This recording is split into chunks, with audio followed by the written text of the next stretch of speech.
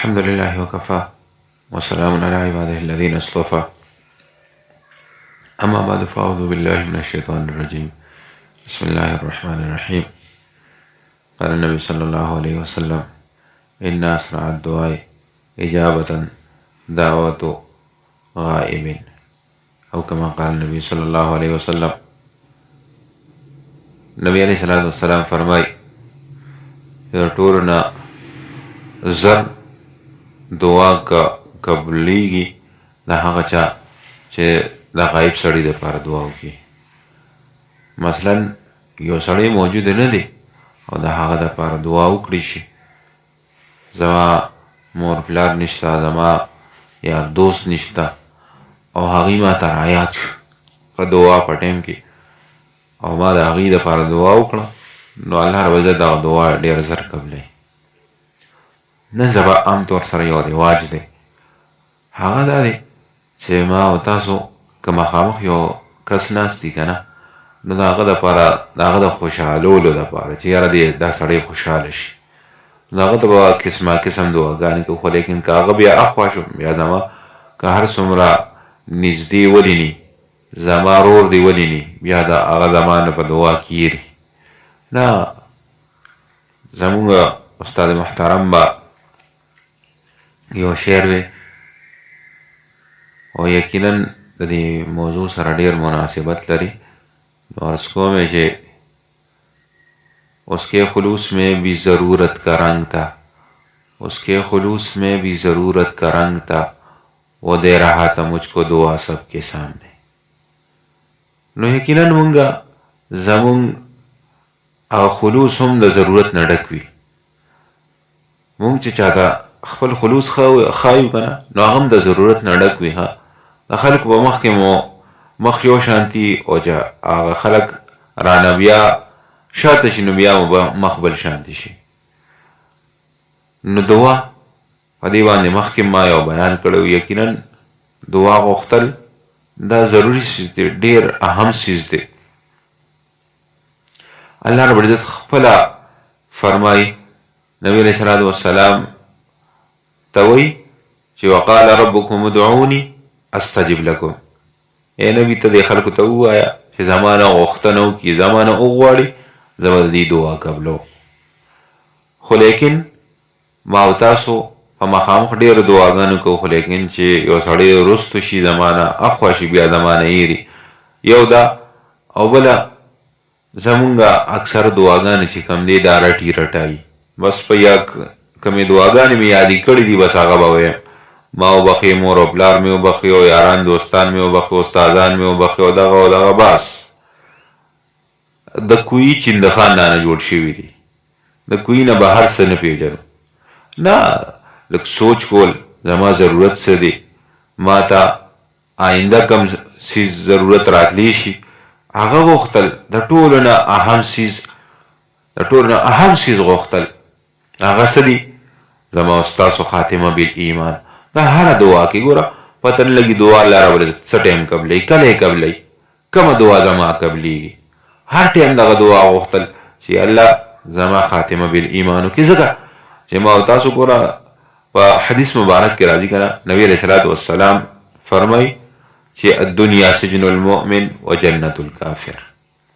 د دنیا د مؤمن دپاره قیدخانه ده او د کافر دپاره جنت دی. وجه څه ده؟ وجه دا ده چې څنګه په قیدخانه کې، په جیل کې قیدي دا د هر څیز پابند دي، د هغه پاڅېدل په ټایم، د هغه سملاستل په ټایم، د هغه روټۍ په ټایم، هر یو کار یې د یو ترتیب لاندې دی، د هغې نه هغه اخوا دېخوا نه شي کولی. داسې چې یو سړی دین اسلام ته راغی، د هر کار به د دین اسلام مطابق وي، دی پکې خپل خواهشات نشي شاملولی. او کافر چونکې آزاد دی، هغه چې څه کوي کوي به، لکه څنګه الله رب العزت ما او تاسو ټول جنت ته بوځي، نو بیا به جنت کې ما او تاسو آزاد یو.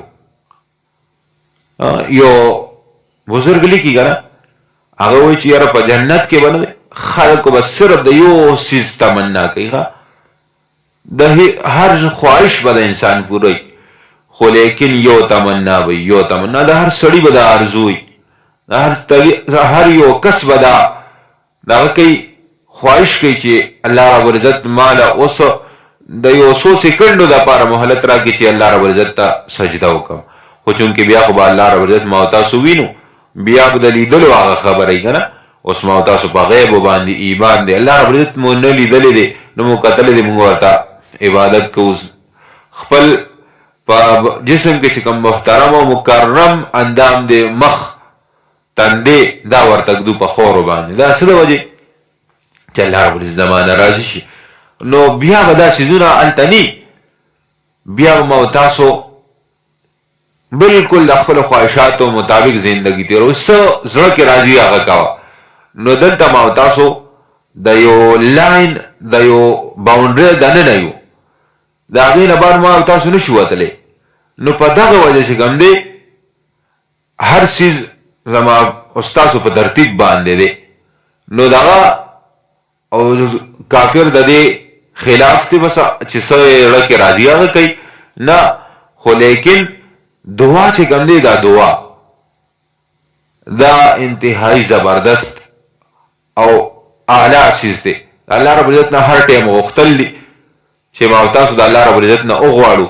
او بیا بله خبره ده چې کوم څیز زما ضرورت دی، هغه د الله رب العزت نه غوښتل.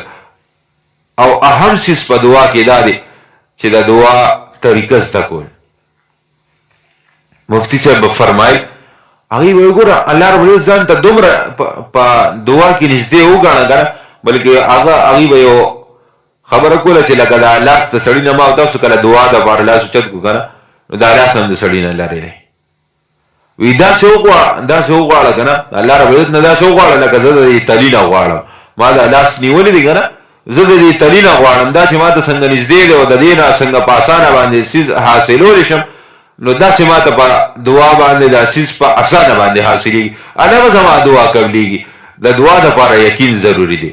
بل د دعا خاص ټایمونه چې الله رب العزت پکې دعاګانې قبلوي، هغه پېژندل.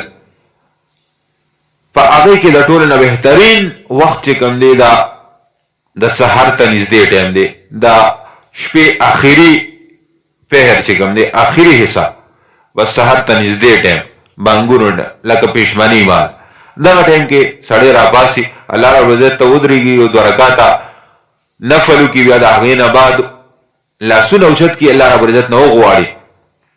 حدیث مبارک کې راځي چې یو منادي اواز کوي، یو اواز کوونکي اواز کوي، د الله رب العزت د طرف نه اعلان کوي چې څوک غوښتلو واله شته چې زما نه وغواړي، زه وله ورکړه. او څوک دغه مغفرت غوښتلو واله شته چې مغفرت یې وکړم، نو دغه ټایم کې عرض دا کوم چې دعا قبلېږي. بل حدیث مبارک کې راځي چې کله دوه څیزونه یو ځای شي، هغه څه اکثر ما او تاسو ډېر کتلي به مو، لیدلی به مو، خو چونکې اکثر مرګرو ته پته ني چې یاره دا د دعا د قبولیت ټایم دی، کله نور او باران یو ځای شي. حدیث مبارک کې راځي چې دغه ټایم کې الله رب العزت دعا قبلوي. دوه رحمتونه د الله رب العزت یو ځای شي، نور د ځان نه رحمت دی، باران ځان نه رحمت دی.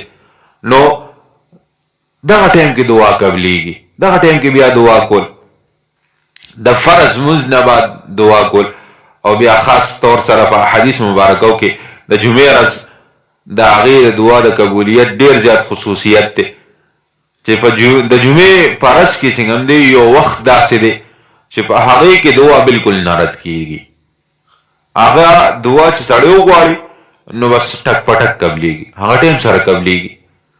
بیا په هغې کې بلا خبرې دي، هغې پسې نه ځم، خو لیکن دعا چې کوم دی دا یو اهم څیز دی. بیا د خپل یار دوست لپاره، د هغه چا لپاره غوښتل چې هغه موجود نه وي، ځکه چې دا صرف د اخلاص لپاره یي. که زه چاته په مخامخ باندې دعا کوم، نو زما زړه کې دا یره چې دی اوري، دی به م خوشحاله شي، لږ څه ناڅه هغه نیت کې دغه راشي، فرق راشي. خو لیکن چې هغه موجود نه وي او زه ورته دعا وکړم، نو یقینا چې دا دعا ده، دا دعا ده، دا بیا د زړه نه کېږي. او کله چې دعا د زړه نه وشي، الله رب العزت یې قبلوي. چې ما او تاسو دعاګانې وغواړو د الله رب العزت نه، او ټایمونه وپېژنو خاص چې د دې کوم اوقات دي هغې کې. نو عرض دا کوم چې د جمعې په ورځ دعا خامخای هر ټیم خو لیکن اکثر محدثین حضرات فرمایي کنه کله چې د امام دوانو خطبو درمیان کې کله کینی کنه دغه ټیم کې چې انسان کوم دعا غواړي الله رب العزت یې قبلوي. بعض محدثین حضرات فرمایي چې کله د مازدیګر مونځ وشي د مازدیګر مونځ نه بعد سړی کینی ذکر او اذکار کوي او په خپل هغه کې مشغول شي نو د مازدیګر نه تر ماښام درمیان داسې کوم دی دې کې دغه ټیم دی چې په هغې کې دعا نه رد کېږي. دغه ټیمونو کې ما او تاسو دعاګانې وغواړو د الله رب العزت نه وغواړو او ګورې رټي رټایي دعا نه ښه رټي رټایي دعا نه چې بس ما کم رټه کړي دي نه خپله سوچ وکړم خپل ګناهونه ځان ته یاد کړم او خپل ضروریات ځان ته یاد کړم هغه د الله رب العزت نه وغواړه. نو الله رب العزت فرمایي چې ان الله لا یخلف المیعاد الله خپله وعده نه ماتوي. الله رب العزت په خپله فرمایي ادعوني استجب لكم زما نه وغواړئ زه به ستاسو دعاګانې قبلو او الله رب العزت دا هم فرمایي چې زه خپله وعده نه ماتوم دا د الله رب العزت خبره ده چې زه به یې قبلوم او زما دغه نیت چې الله رب العزت خپله وعده نه ماتوي ما ته ویلي چې زه به یې قبلوم او زه ته دعا کوم ما زما دعا به قبلوي نو بیا زما دعاګانې قبلیږي هم ما ته به اثرات هم محسوسیږي. الله رب العزت عمل کول آسان کړي. واخر دعوانا